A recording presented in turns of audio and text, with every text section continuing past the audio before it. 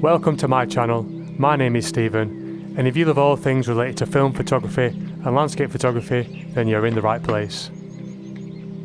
Today's vlog is a story about me shooting some black and white film. We're going to be shooting some Ilford IP4 Plus and some Ilford Ortho Plus locally to where I live here in the Waikato in New Zealand. And as you can see, it's a very foggy day and there are some beautiful winter trees in that fog that we're going to be photographing.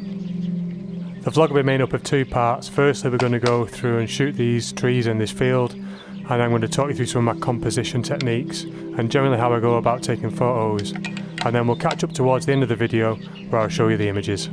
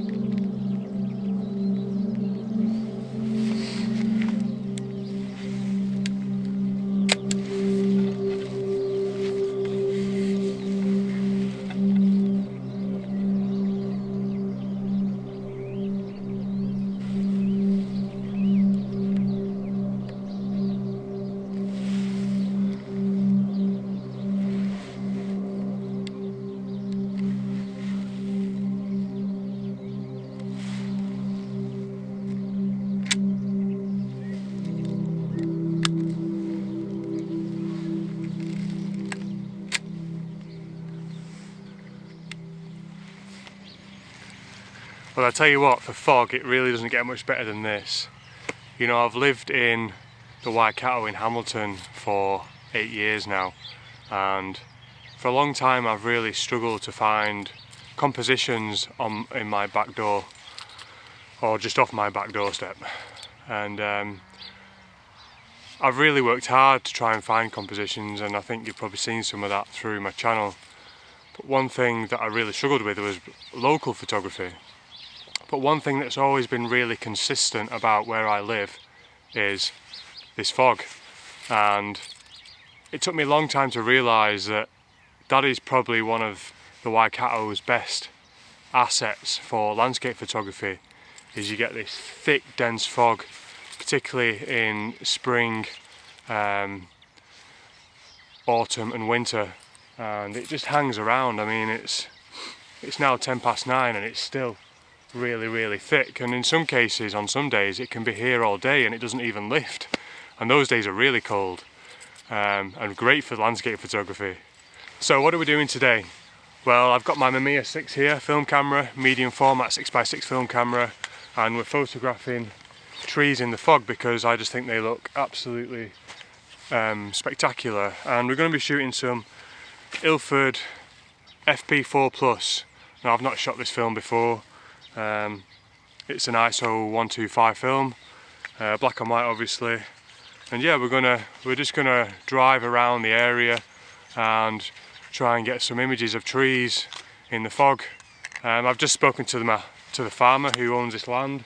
He's just given me permission to go into this field here. I've driven past this field before and I've noticed that it has these spectacular shaped trees that I just think look really mystical and special in the fog. So that's what we're going to do. We're going to get in there and get up close and personal with these trees and do some landscape photography. I've just taken one shot from the roadside here with my 150mm lens. It's just quite a compressed shot of 3 trees just there, so hopefully that turns out great. But yeah, we're going to have a look around and get creative and do some photography and make the most of this mist.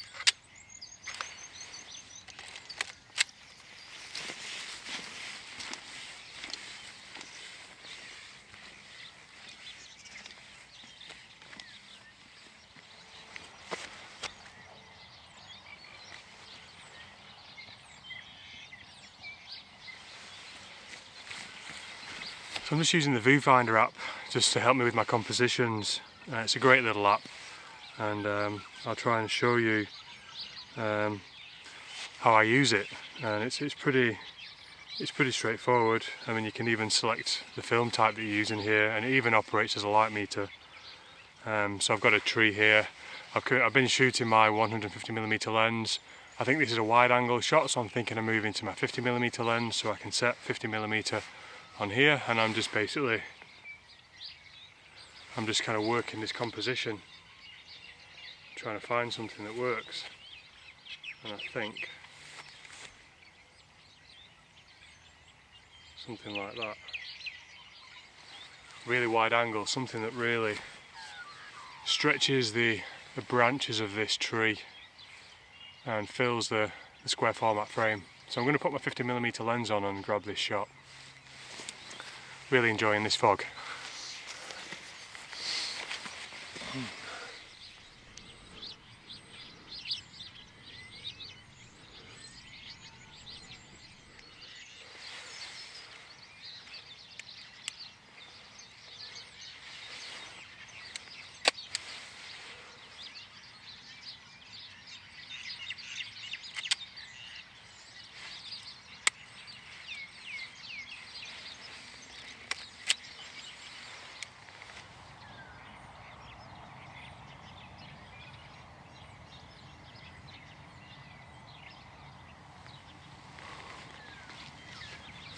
I've got to be honest with you, these trees are looking spectacular on this Viewfinder app with IP4.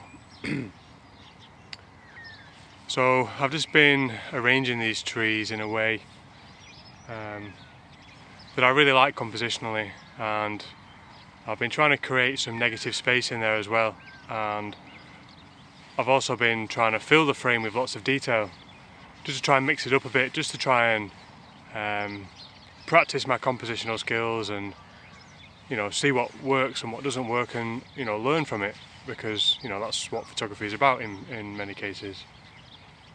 And this is a good example of creating negative space in composition, where we have a big tree on the right, a little tree on the left. The little tree will hopefully be not as sharp as the tree on the right because of the fog, and in the top left we have the sun trying to pierce through the fog. So visually, the way my mind works is that this tree here on the right will capture your eye very quickly. Your eye will then move to the sun because the contrast will be very significant, and then your eye will drop onto the smaller tree in the background that's phased out a little bit by the fog. So that's the theory. Hopefully it works out, and we'll see how it turns out.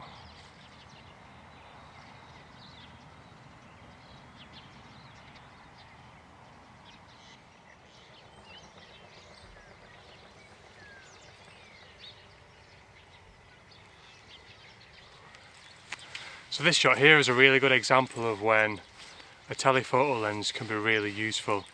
Now, I was just composing this tree behind me here with my 75mm lens, which is the equivalent of 40mm in 35mm format. As I was composing the image, I could see that right on the edge, my white car was just poking into the frame, which is a distraction, and I was going to take the shot and thought maybe I could remove it with a spot removal in Lightroom, but then I started thinking, well, that's just lazy. Let's just move and change my lens. So I moved further away and switched to my 150mm lens, and by doing that I was able to make the angle of view more narrower, which removed my car from the image. So all I did was change my lens to a telephoto lens and move further away from the subject that I was shooting, and that solved the problem. And I guess that's a really good example of when a telephoto lens can be really useful in landscape photography, when you really want to pick out a specific piece of detail, and when you need to use one, because you'll be composing your image and you'll be scanning the edges of your frames, and there will be all these distractions, and that's a really good signal that your composition position in terms of the position of the camera is not quite right, and also the lens is potentially not right. So that's when you move, you readjust your composition, and if needed you switch to a different lens, a telephoto lens, and that really allows you to focus on the important part of the image, and hopefully you'll get the image right in the camera, and that'll reduce your time in post-processing afterwards.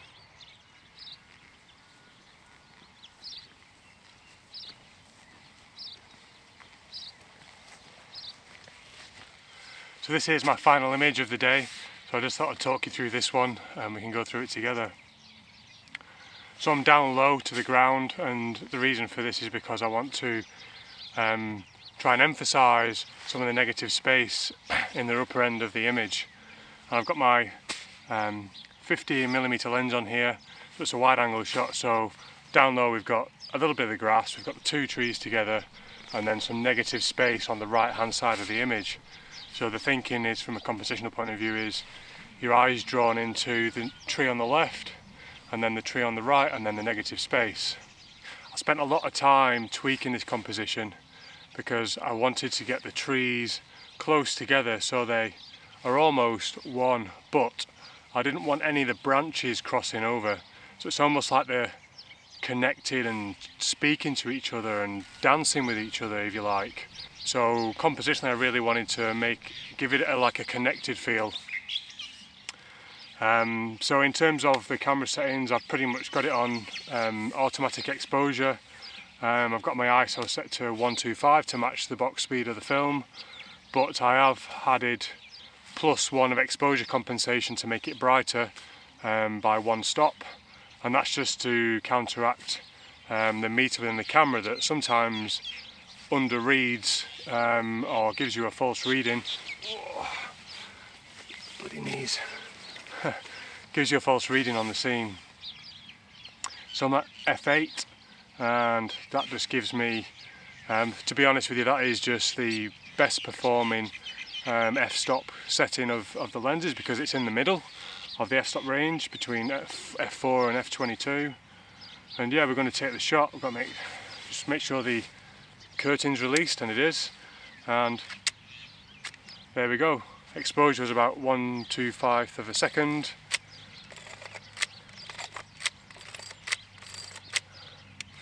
And there we go, 12 shots done. So first we're going to take a look at the Ilford FP4 Plus images, and then we'll take a look at the Ilford Ortho Plus images. So this is my favourite image from the Ilford FP4 Plus film, and I just like it because the little tree on the right hand side there just looks like it's bowing to the bigger tree. Now, I had my film developed by PCL Imaging in Auckland, and when they returned the film to me, one thing that stood out about Ilford FP4 Plus is how contrasty it was. And I'm not sure if that's just a characteristic of the film or whether it's just a pleasing result that's come through from the fog in the scene and the dark trees and the contrast between the two. This is one of the images from the vlog, and I definitely think it worked out well. The contrast between the big tree and the sun definitely draws your eye and moves your eye around the image. This is quite an interesting image. It kind of reminds me of the Ents, you know, at Lord of the Rings. The little tree on the right there is possibly a baby Ent.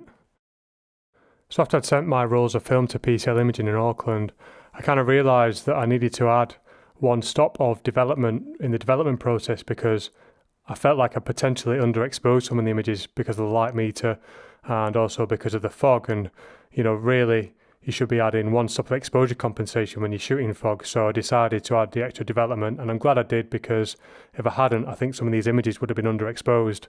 But I think they turned out really well.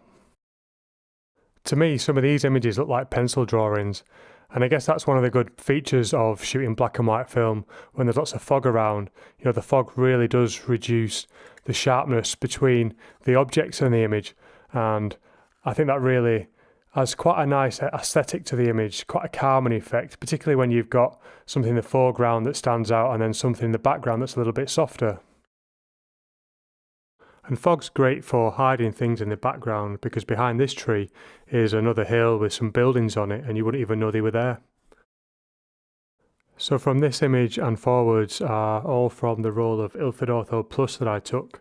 Hand holding in my Mamiya 6, shot at box speed, but there was +1 development by PCL Imaging in Auckland when I got it developed.